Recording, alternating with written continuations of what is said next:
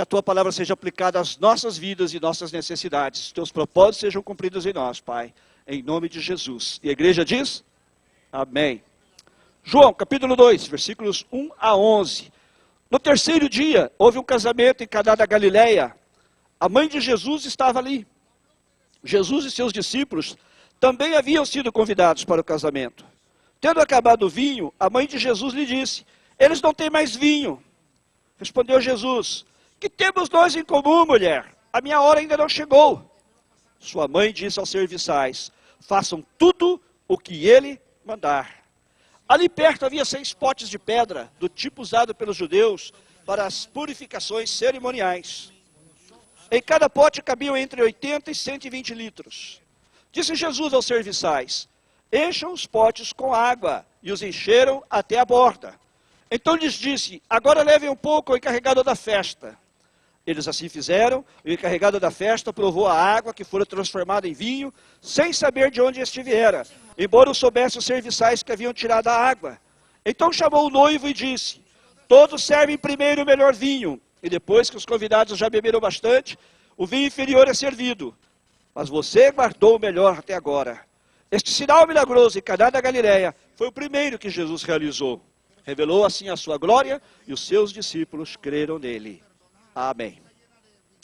Temos nosso vídeo? Vamos assistir esse vídeo, ele está em inglês. Depois eu vou, para aqueles que não entendem, eu vou fazer um pequeno resumo, ok?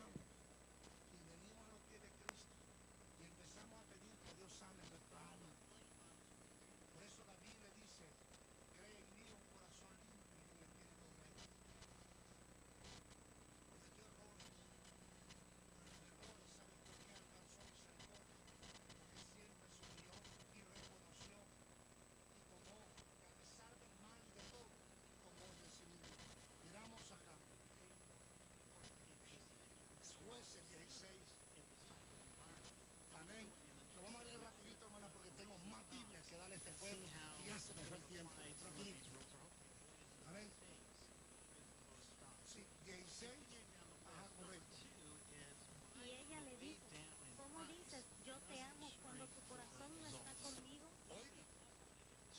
Ya me has engañado 3 veces y no me has descubierto aún en qué consiste tu gran fuerza.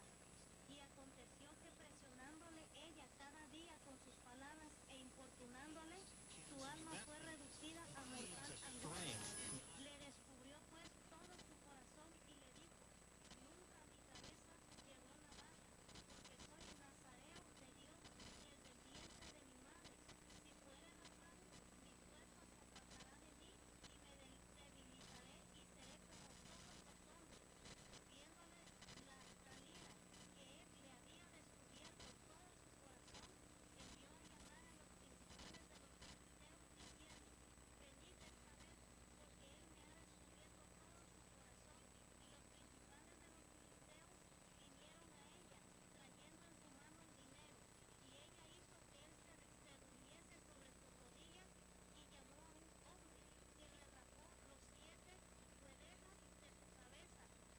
Y ella comenzó a afligirlo, pues su fuerza se apartó de él, y le dijo: Sansón, los filisteos sobre ti. Y luego que despertó él de su sueño, le dijo: esta vez saldré como las otras y me escaparé. Pero él no sabía que Jehová ya se había apartado de él, mas los filisteos le echaron mano. Entonces los principales de los filisteos se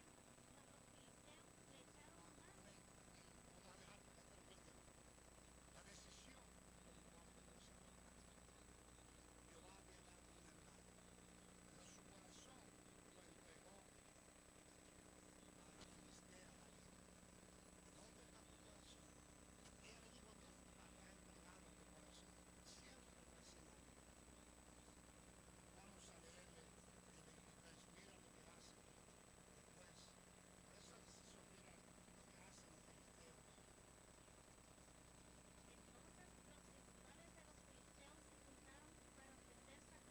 a Dagón, su dios, y para alegrarse, y dijeron: nuestro Dios entregó en nuestras manos a Sansón, nuestro enemigo. Y viéndolo el pueblo, Este é o menino presidente, falando sobre mães, né? Menino bonitinho, né? E é óbvio que ele ama a sua mãe. Mas, quando eu estava assistindo esse vídeo, eu notei que ele deixou uma verdade muito clara. A mãe dele não é uma mãe perfeita. Olha algumas das coisas que ele fala para a mãe. Desliga o telefone, mãe. Porque tem filhos que às vezes vão falar com a mãe está sempre no telefone. Principalmente nesses dias que vivemos, né? Agitados. Ou é telefone, ou é o Facebook, mas é sempre no telefone, né? Outra coisa que ele fala, por outro lado, se seu filho chama telefone, está ok. Mas obrigado por não ter dado o nome do telefone. Porque hoje também a gente vê cada nome, né? No Brasil tem gente chamada Facebook.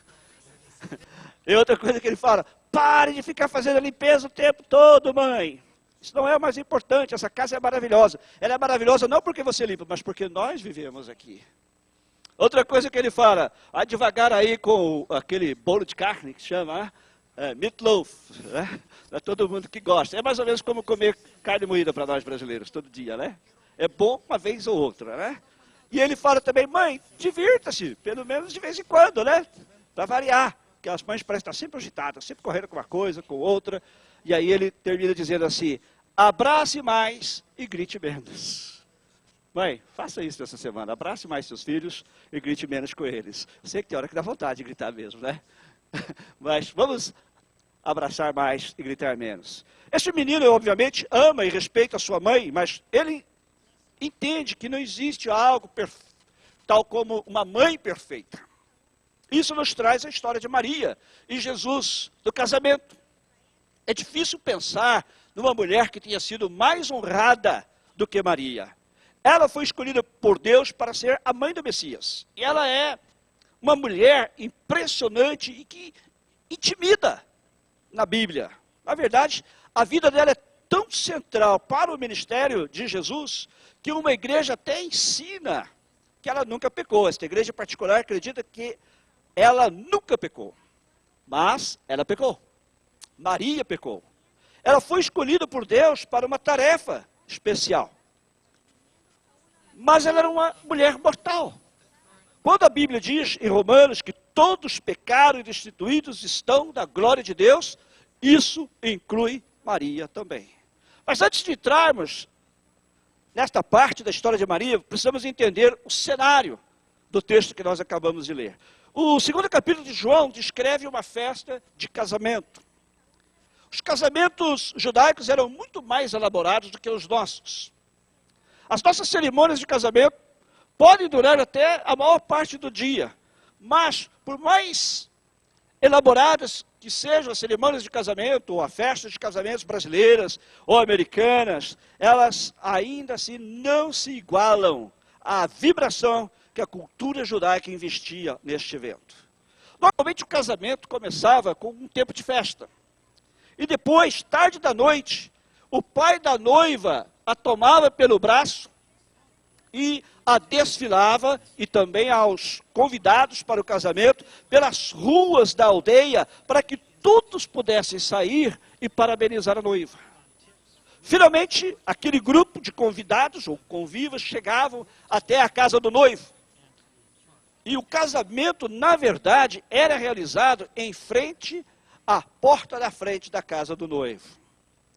Depois da cerimônia de casamento, aquele grupo acendia tochas e desfilavam o noivo e a noiva novamente pelas ruas da aldeia, sempre tomando o caminho mais longo para que todo mundo, ou pelo menos o maior número de pessoas, pudesse sair das suas casas e fazer votos de felicidade para o novo casal.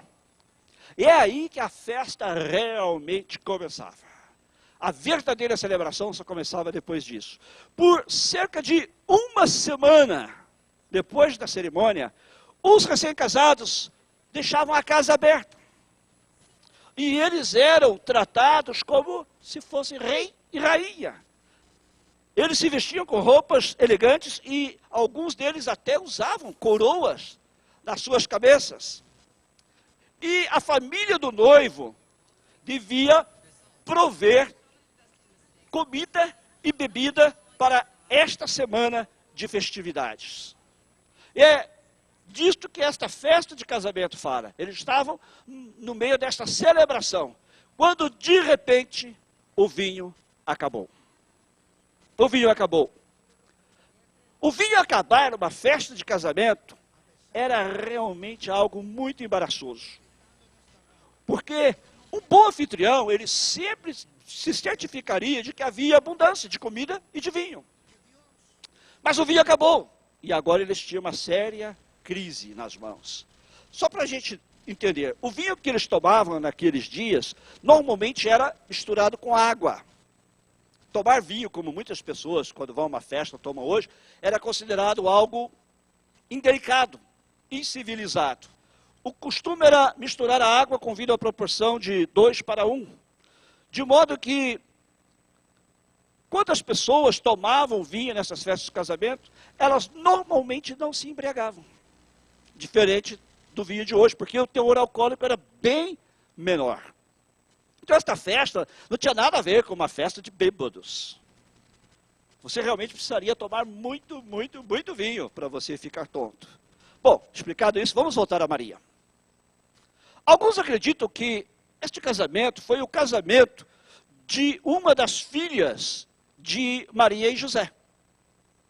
Se você não sabe, Jesus tinha irmãos e tinha irmãs também. Outros acreditam que era o casamento de um de seus parentes, ou talvez de um amigo ou uma amiga próxima. Mas quem quer que fosse a pessoa que estava sendo casada naquele dia, Maria considera esta questão da falta de vinho uma questão pessoal para ela. E Maria sabe que há um homem que pode resolver este problema. Quem você pensa que é o homem que podia resolver o problema? Jesus. Exatamente. Jesus. Somente o filho de Maria poderia salvar essa situação. Agora preste atenção. Jesus já tinha 30 anos de idade. Mas para Maria, ele ainda é o seu menino. Você que é mãe sabe do que eu estou falando, não é? Não importa a idade do filho, ele sempre será um menino. Ou ela sempre será uma menina para você. Não é? E ela não pede a Jesus para resolver o problema. Ela diz a ele para resolver o problema. Olha o que ela diz. Tendo acabado o vinho, no versículo 3. Tendo acabado o vinho, a mãe de Jesus lhe disse, eles não têm mais vinho. Ela não está pedindo a ele, ela está dizendo a ele para resolver o problema. Existe alguma coisa nos olhos dela, não sei, ou talvez seja o tom da voz dela, mas não existe dúvida de que ela estava dizendo para Jesus, filho, resolva o problema. E é claro que o que ela queria dizer é óbvio, e Jesus sabe exatamente o que ela está dizendo. E ele está mais do que apenas aborrecido. As palavras dele para ela são quase rudes. Olha o que Jesus diz para sua mãe. Que temos nós em comum, mulher? A minha hora ainda não chegou. Outra tradução põe dessa maneira. Mulher, que tenho eu contigo? Ainda não é chegada a minha hora. A hora não é esta. Não é assim que as coisas devem ser tratadas. Outra versão da Bíblia, chamada A Mensagem, coloca como se Jesus tivesse dito para ela, não me pressione. Porque é isso que ela está fazendo. Ela está pressionando Jesus. Maria é uma mulher legal. E ela provavelmente era uma grande mãe. E ela foi escolhida para este papel na vida de Jesus porque ela era uma mulher de fé. E Deus a escolheu porque sabia que ela ia fazer o trabalho direito. Mas ela não era muito diferente de outras mães que você e eu conhecemos. Não é? Ela estava forçando um pouco a barra. Jesus tem 30 anos de idade e a mãe dele está tentando governar a vida dele. Está dizendo para ele o que ele deve fazer. Eu me lembro da minha mãe, ela fazia o mesmo comigo. Até recentemente. Afinal, ela é uma mãe. E este é o menino dela. Eu penso que o pedido dela é mais do que simplesmente pedir a Jesus para resolver o problema. Numa cerimônia de casamento. A questão, me parece, é que ela está impaciente para Jesus começar a se mostrar. Ele é o Messias. Ele já tem 30 anos. Parece que ela sente que está na hora de ele começar a aparecer. Fazer, quem sabe, um milagre. Coisas de Messias, né? Para que todo mundo perceba quem é o filho dela. Então ela está tentando controlar o ministério de Jesus aqui. Possivelmente para seu próprio benefício. E esta não parece ser a única ocasião em que Maria tentou controlar o ministério de Jesus. Marcos, capítulo 3, versículos 20 e 21, diz assim: Jesus entrou numa casa e novamente reuniu-se ali uma multidão, de modo que ele e os seus discípulos não conseguiam nem comer. Quando seus familiares ouviram falar disso, saíram para apoderar-se dele, pois diziam: ele está fora de si. E alguns versículos depois, a família chega até a casa onde Jesus está, e a Bíblia diz: então chegaram a mãe e os irmãos de Jesus. Ficando do lado de fora, mandaram alguém chamá-lo. Havia muita gente assentada ao seu redor e lhe disseram: tua mãe e teus irmãos estão lá fora e te procuram. Jesus perguntou: quem é minha mãe? E quem são meus irmãos? Então olhou para os que estavam sentados ao seu redor e disse: aqui estão minha mãe e irmãos, e meus irmãos. Quem faz a vontade de Deus, este é meu irmão, minha irmã e minha mãe. Você sabe o que significa, não sabe? Significa que a família de Jesus vai raptá-lo. Aí diz que eles foram lá para apoderar-se dele. Outra tradução diz que eles foram lá para prendê-lo. Eles iam raptar Jesus, levá-lo para casa, dar bastante sopinha para ele, fazer ele ficar bem quietinho na cama, descansar. E eles não iam deixar Jesus sair até que ele prometesse que ele iria se comportar. Eu não sei se essa ideia foi necessariamente Maria. Talvez foram os irmãos de Jesus, estavam lá sentados ao redor da mesa conversando sobre Jesus. E eles falaram: Jesus está fazendo umas coisas estranhas, alguma coisa que ele falou, alguma coisa que ele disse. É melhor a gente ir lá e pegar o menino antes que ele acabe se machucando. Ou antes que ele acabe se metendo em algum problema. E quando Maria ouve, talvez, os seus filhos falando isso, ela pensa: meu filho em perigo? De jeito nenhum, temos que ir lá buscá-lo. Gente, ela é mãe. Ela é mãe. Ela sabe o que é melhor para Jesus, mesmo que ele ache que ela não sabe. Não é assim na cabeça de toda mãe? A mãe sempre acha o que é melhor para o filho. Não há mãe que eu conheça que não ache que sabe que é melhor para o filho, não é?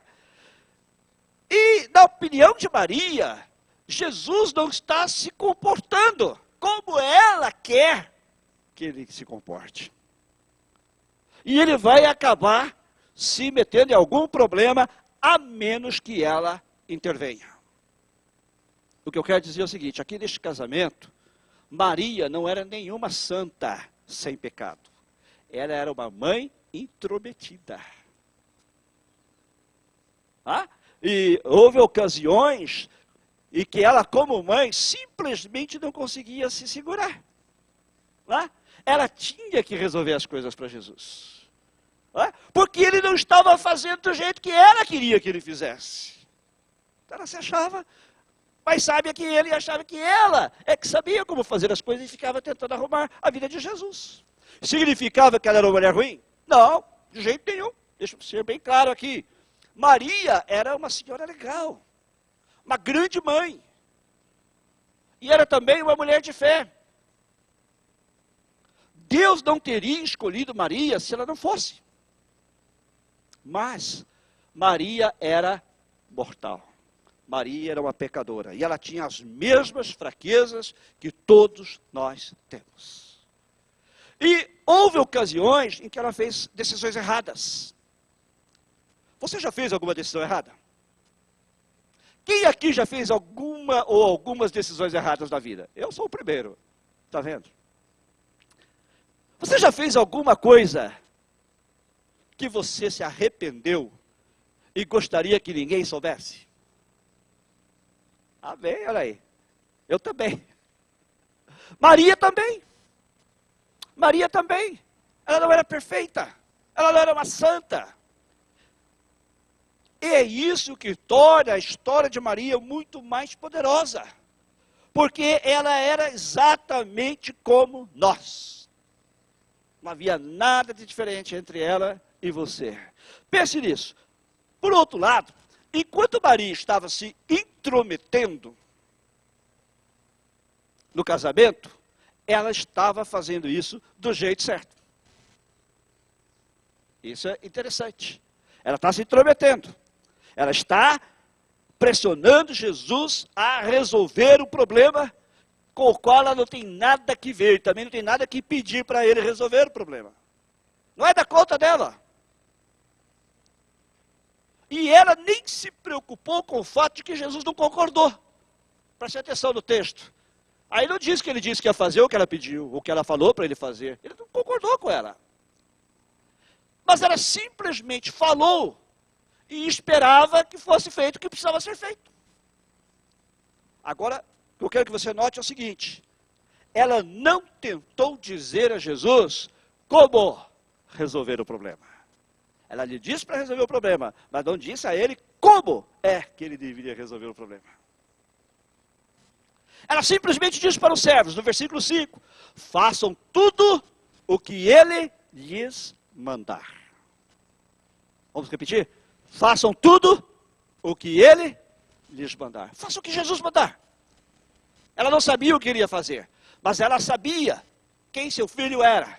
Então ela diz, façam tudo o que ele lhes mandar. E é aqui que eu quero chegar. Mães, você que é mãe, vai cometer erros de vez em quando.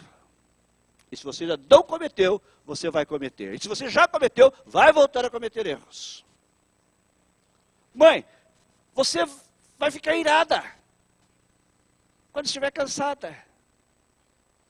Você vai gritar quando você não deveria. Você vai falhar mais do que você gostaria de admitir. E você vai se sentir péssima por causa disso. Já aconteceu isso com você? E vai acontecer de novo. Por quê? Porque nós todos somos humanos. Assim como Maria, você nem sempre vai fazer todas as coisas do jeito certo. Agora, você nunca vai errar por dizer aos seus filhos, façam tudo o que Jesus lhes mandar. Isso você nunca vai errar, se você disser a eles, façam tudo o que Jesus lhes mandar. Maria tinha fé que o que quer que Jesus mandasse aqueles servos fazerem, seria a coisa certa a ser feita. Ela cria nisso. Ela não sabia o que ele ia fazer, mas sabia que o que quer que ele fizesse, seria a coisa certa. Ela tinha fé que se ela pedisse, ele poderia fazer o que quer que fosse necessário, porque ele podia fazer qualquer coisa. Não há impossíveis para Jesus. Não há impossíveis para Deus. Não há limites ao poder dele. E disso ela sabia. Talvez você chegou aqui hoje com uma situação na sua vida que parece impossível. Parece não haver solução. Mas eu quero que você saiba que para Jesus não há impossíveis. Para Jesus não há impossíveis. Maria sabia disso. E se você tiver esse tipo de fé em Jesus, você nunca vai estar errado ou errada em dizer, façam tudo que Jesus lhes mandar. Porque você vai cometer erros às vezes. Eu vou cometer erros às vezes. Quantos eu já cometi? Como homem, como marido, como pai. Porque somos falhos. Somos limitados.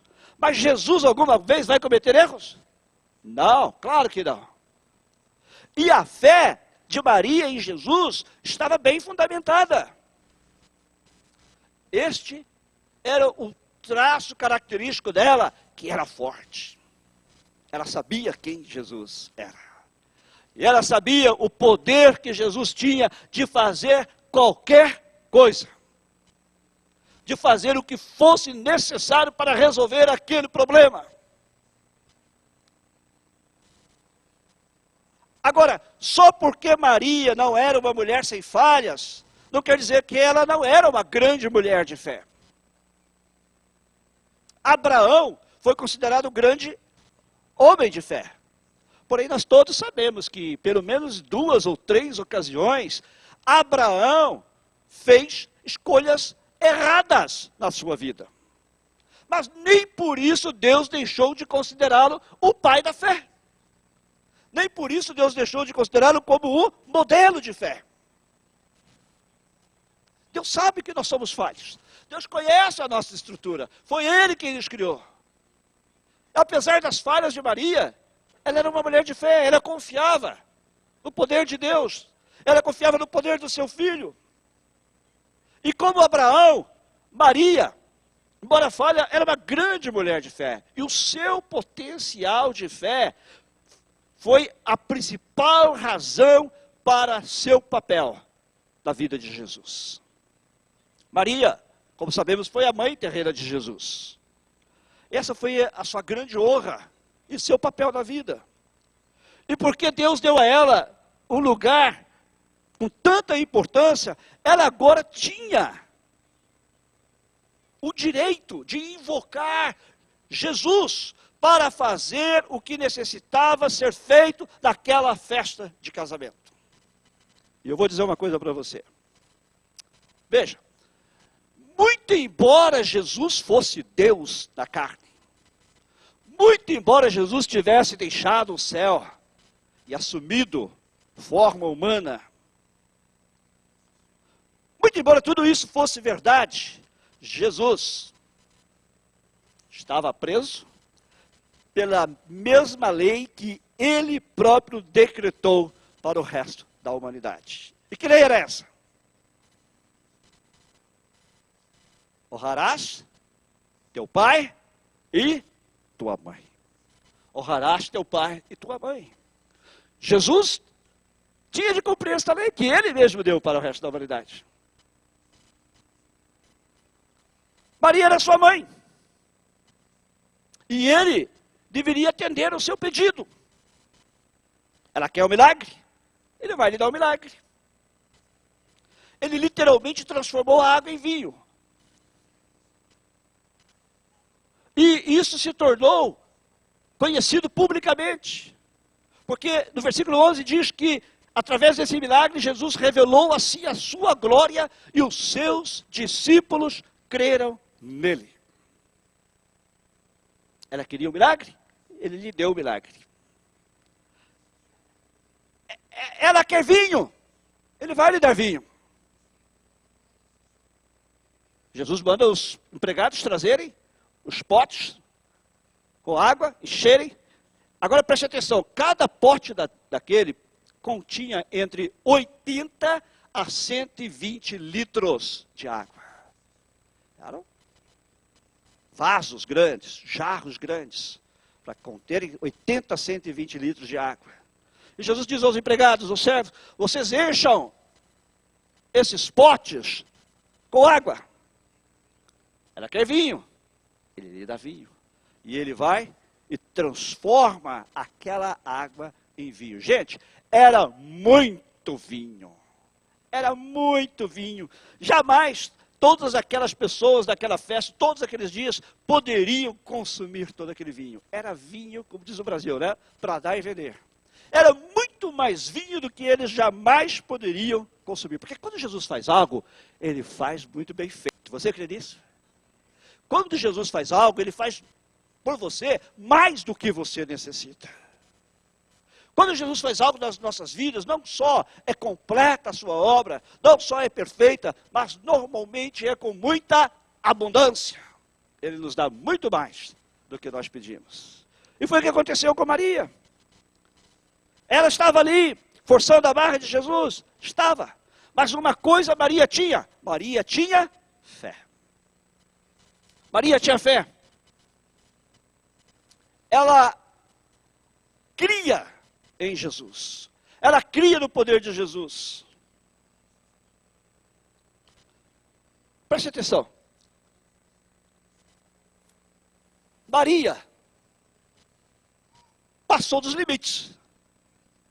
Quando ao invés de pedir, diz para Jesus o que ele tinha que fazer. Ele era o Senhor, não ela. Mas, mesmo assim, ela fez o que ela fez, porque ela cria que Jesus podia fazer qualquer coisa.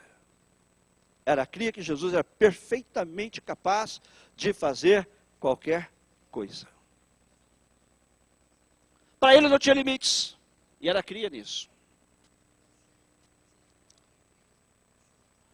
E só por isso, Maria deveria ser a sua heroína. Mulheres, só por isso ela devia ser nossa heroína, porque ela é uma das heroínas da fé. Muitas vezes nós lemos sobre os heróis da fé e nos esquecemos de Maria, que foi uma mulher de fé.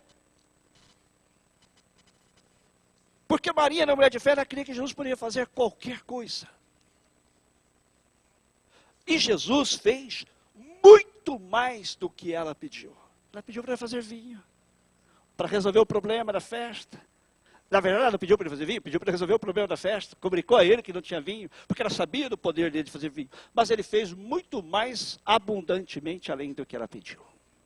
É assim que Deus faz nas nossas vidas. E você, mulher, e nós também, todos nós. A Bíblia diz que se você crer, Deus suprirá não só as suas, mas todas as necessidades da sua família em glória. Por Cristo Jesus. Você crê nisso? Amém? Ele tem o poder de fazer qualquer coisa. O seu poder vai além da nossa capacidade de imaginação. Ele é capaz de fazer tudo mais abundantemente além do que pedimos ou pensamos. Não há limites ao que Jesus pode fazer. Eu não sei, como eu disse, qual é a sua situação, talvez que você esteja vivendo neste momento, mas Ele tem o poder de mudar a sua vida, de fazer muito além do que você pede. Maria tinha esse tipo de fé, de crer que Jesus poderia fazer qualquer coisa, porque ela sabia quem Jesus era. Você sabe quem Jesus era, você conhece Jesus. Ela sabia muito bem o que Jesus tinha vindo fazer. A fé dela foi a razão porque Deus a escolheu. E a fé dela foi, em última instância, comprovada. Não pelo que ela disse, mas pelo que ela não disse. Lá na cruz. Quando Jesus estava pendurado, Maria se colocou ali em silêncio. Ela não disse uma única palavra. E este é o seu maior testemunho. Porque ela cria do que o seu filho estava fazendo na cruz. Que ele estava morrendo pelos nossos pecados. Morrendo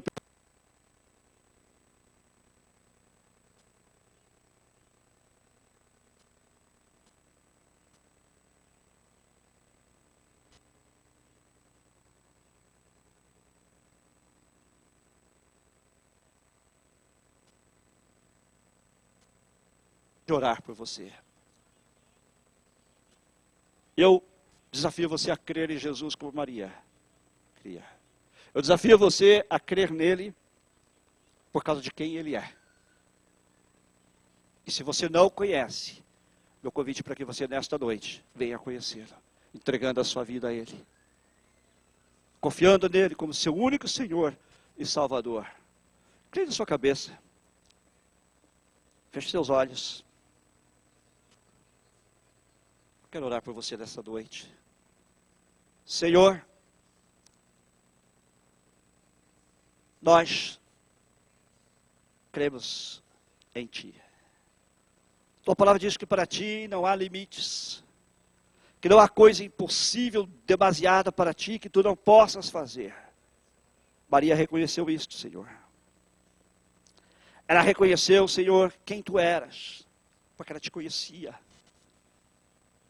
Ela falou contigo tão ousadamente porque ela sabia que tu tinhas poder de atender ao pedido dela. O que ela não esperava talvez é que o Senhor ia fazer muito mais do que ela pediu. E é isso que a tua palavra nos diz que tu sempre fazes.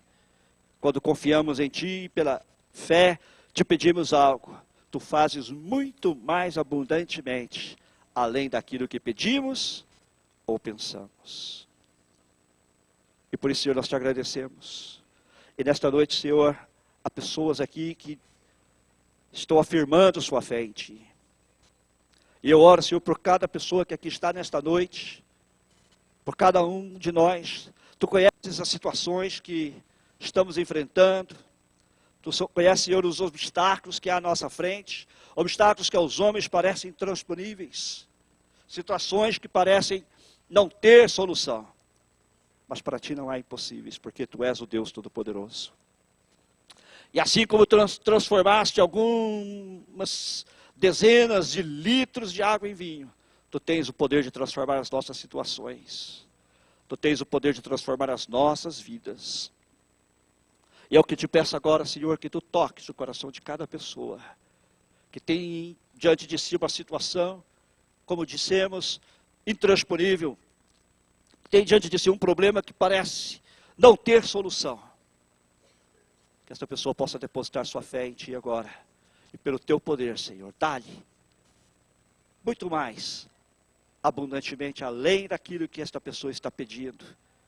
Muito mais abundantemente, além do que esta pessoa está pensando, Senhor. Ainda com os olhos fechados, cabeças abaixadas. Talvez haja alguém aqui que ainda não aceitou a Jesus Cristo como seu Senhor e Salvador. Queira fazê-lo nesta noite, ou queira, quem sabe, rededicar, reconsagrar a sua vida ao Senhor. Se alguém que gostaria de fazer, onde você está? Levante a sua mão, apenas como sinal, para que a gente saiba que você quer fazer isso nesta noite. Se alguém, amém, Deus abençoe. Pode baixar sua mão. Talvez haja mais alguma pessoa. Este é o momento. Senhor, nós te agradecemos, porque Tu és aquele que pode fazer qualquer coisa. Nós te louvamos, Jesus, porque cremos que Tu ouviste a oração daqueles que nesta noite expressaram a sua fé em Ti. E te agradecemos pela Tua resposta. Te agradecemos pelo Teu poder manifesto nas nossas vidas. Em nome de Jesus. E a igreja diz?